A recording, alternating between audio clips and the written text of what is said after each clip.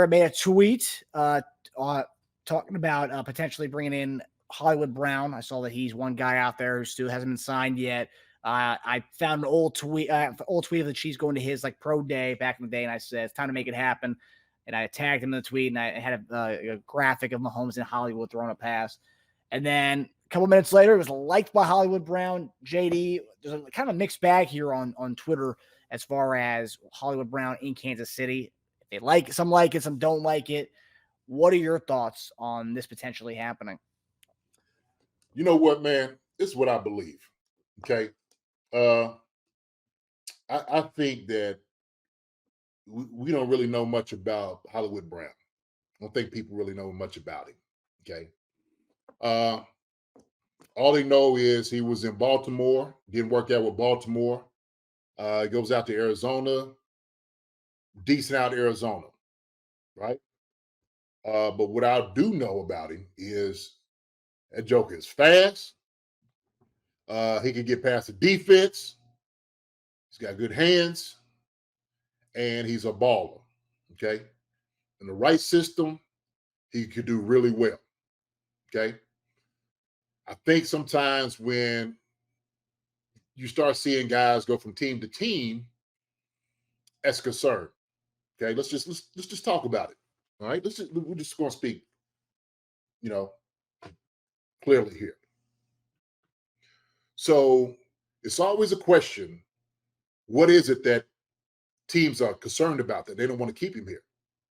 That they're willing to trade a guy like this away, or go somewhere else and not say, "Hey, look, this is a guy that we can have, we can keep and retain him for our future." Right? That's always a question that fans have, coaches have, everybody has questions about that.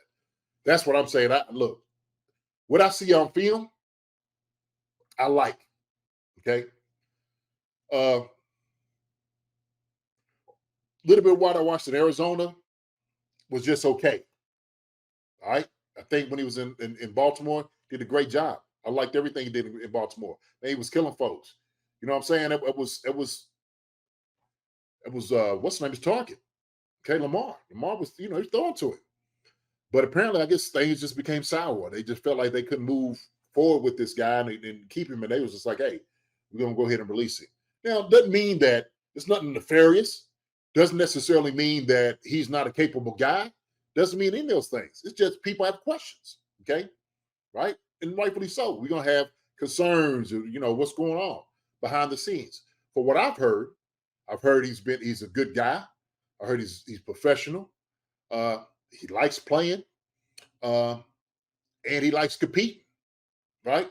And this is just off the field things that I've heard about him. So I'm like, oh, well, shoot, I like that, okay? A guy that wants to win, and he's in the right system with the right people, Kansas City would be a perfect place for him, a perfect place. So if he likes it, hey, man, shoot, you'll love it, right?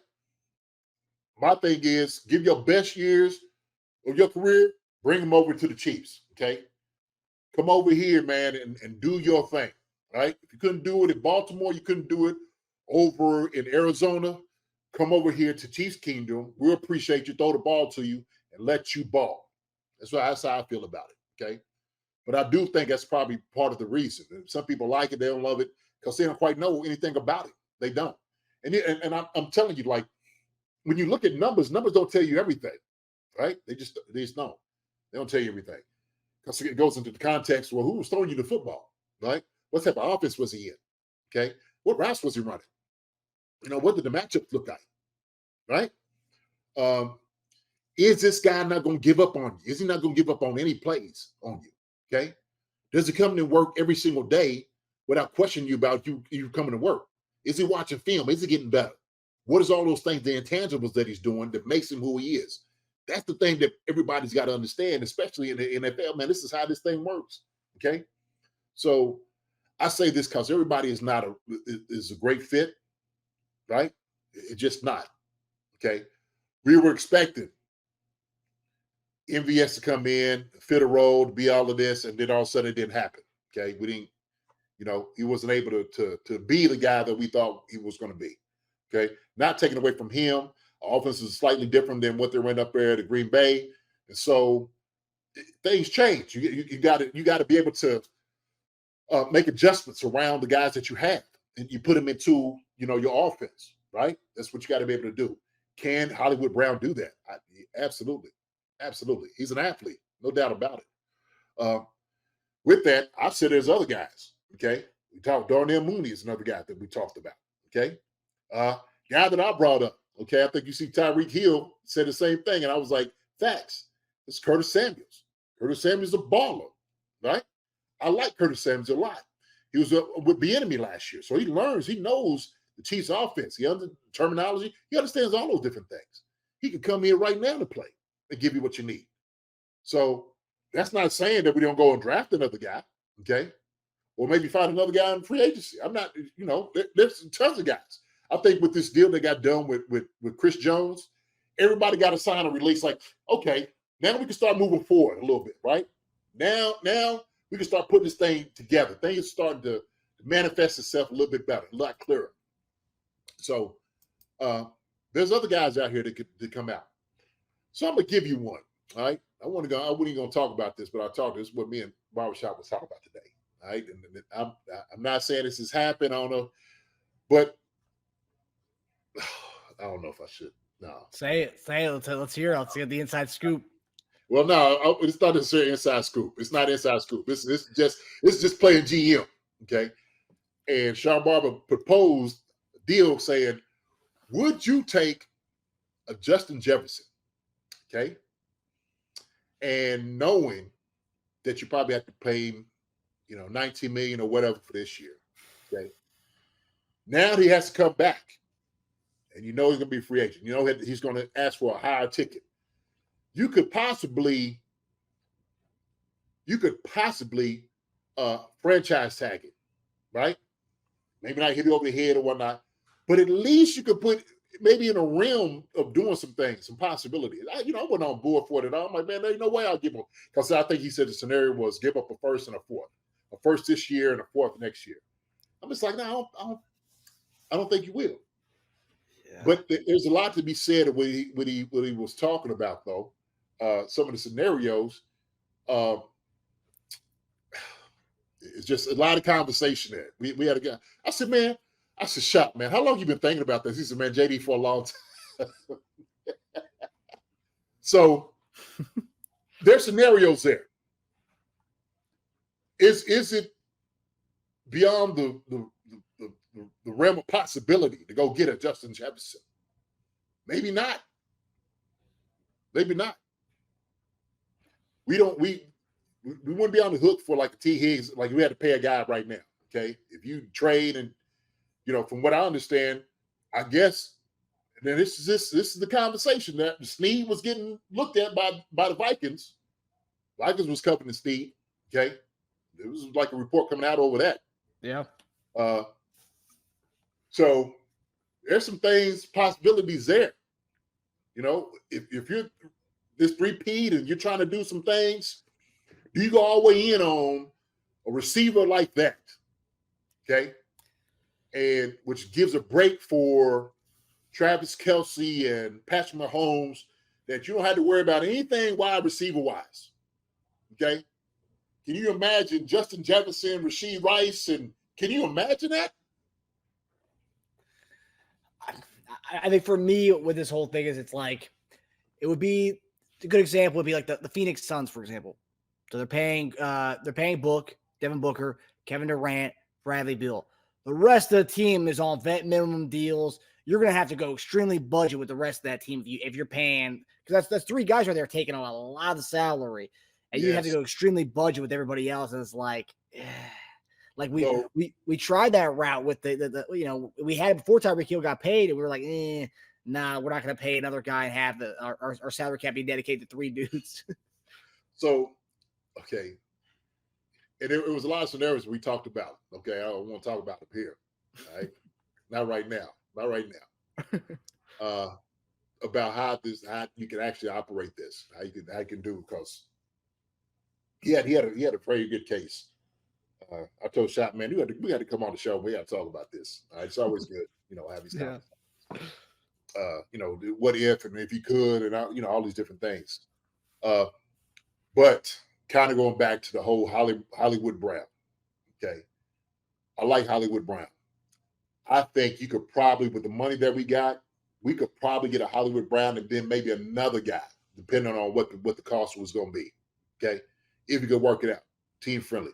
Look, guys getting paid and they see other guys getting paid, right? I mean, that's the nature of the business.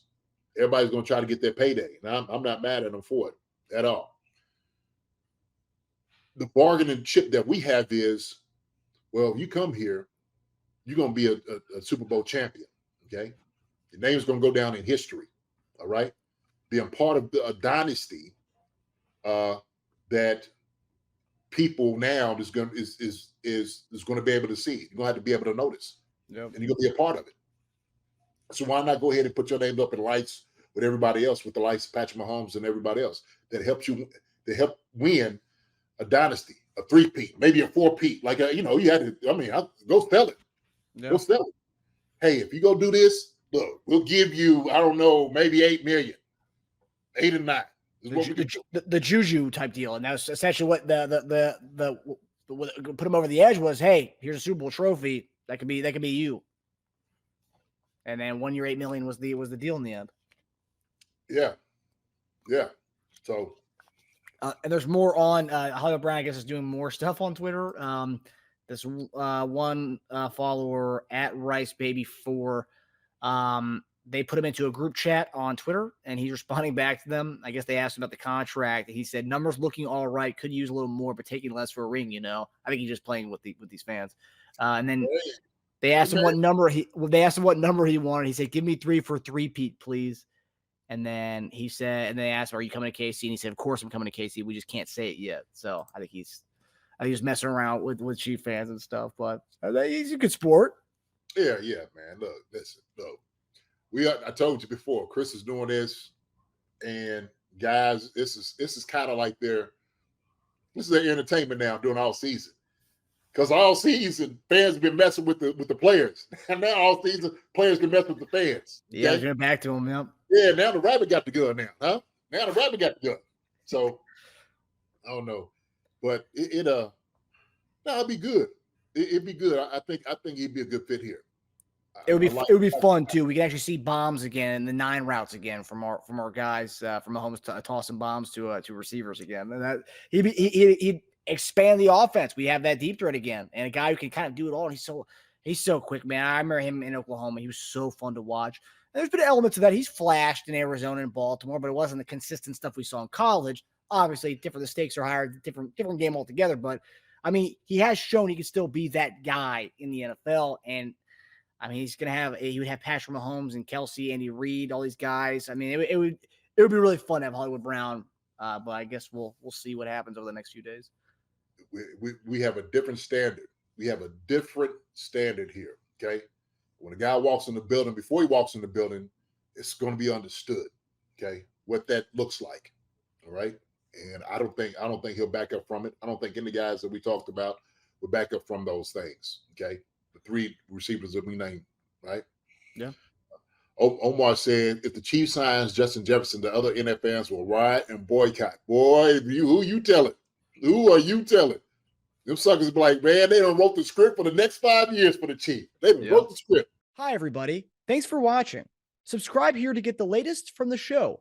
Also, be sure to check out the best clips from Chief Concerns. And if you prefer to listen to the show, subscribe and follow us on Apple Podcasts, Spotify, and anywhere else you get your podcasts.